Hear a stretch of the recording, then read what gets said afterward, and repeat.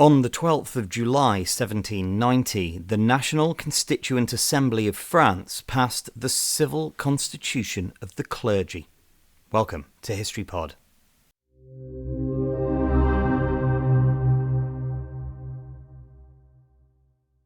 The Civil Constitution of the Clergy restructured the Church in France to align with the new administrative divisions of the country, bringing the Church under the control of the state and reducing the influence of the papacy in French ecclesiastical affairs. The number of dioceses was reduced to correspond with the newly created départements, and bishops and parish priests were to be elected by citizens, including non-Catholics. Clergy were to be paid by the state and required to swear an oath of loyalty to the Constitution.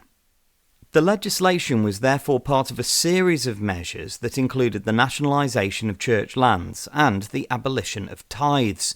These policies were intended to address financial crises and reduce the economic power of the church. The Civil Constitution was seen as a way to integrate the Church into the new constitutional order and ensure that it aligned with the Revolution's political objectives.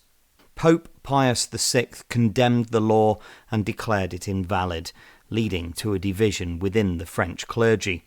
While jurors or constitutional clergy accepted the law and swore the required oath, a significant number refused.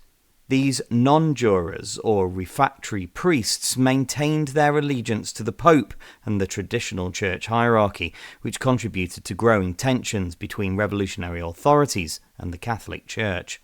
This fueled civil unrest, particularly in Western France, where loyalty to the traditional church remained strong.